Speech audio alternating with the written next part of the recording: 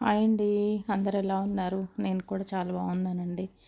ఈరోజు నేను వచ్చేసి పూజ గది కోసం ఒక ఐటెంని బై చేశానండి. ఆ విషయం మీతో షేర్ చేసుకుందామని ఈ వీడియో చేస్తున్నాను. అదేంటో చూద్దాం రండి. ఫోటో ఫ్రేమ్ అండి. మూర్తులందరూ ఒకటే ఫ్రేమ్లో ఉండేలాగా ఒక ఫోటో ఫ్రేము నేను చూశానండి. మా పాపకు పట్టీలు తీయటానికి వెళ్ళినప్పుడు అక్కడ కనిపించింది.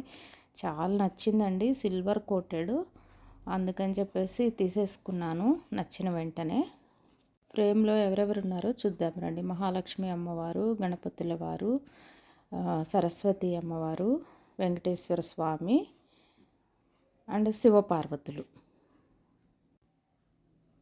తర్వాత సెకండ్ రోలో వచ్చేసి సీతారాముల వారు, లక్ష్మీ నరసింహస్వామి, రాధాకృష్ణుల వారు, హనుమాన్ వారు, తర్వాత సత్యదేవుడు సత్యనారాయణ స్వామి వారు అన్నమాట.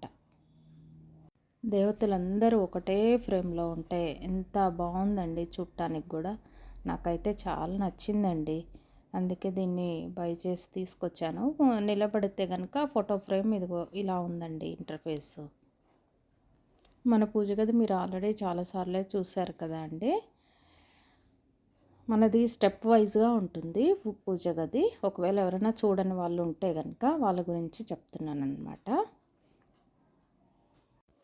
ఈ ఫ్రేమ్ వచ్చేసి 3 స్టెప్స్కి పైన భాగంలో కొట్టిద్దాం అనుకుంటున్నానండి. తర్వాత ఈరోజు నా మీల్ ప్లేట్ ఒకసారి చూడండి మీరు. రైస్ తక్కువ కర్రీస్ ఎక్కువ తినాలి అని చెప్పేసి ఆ కాన్సెప్ట్ నాది. అలానే ప్రతిరోజు నా మీల్ ప్లేట్లో మెంతుల మొలకలు అయితే కంపల్సరిగా ఉంటాయండి. ఇవి మన గ్లూకోజ్ లెవెల్స్ని కంట్రోల్లో ఉంచుతాయి. అదండి ఈరోజు వ్లాగు. ఈ వీడియో కానీ మీకు నచ్చినట్టయితే please do like, share and subscribe అండి.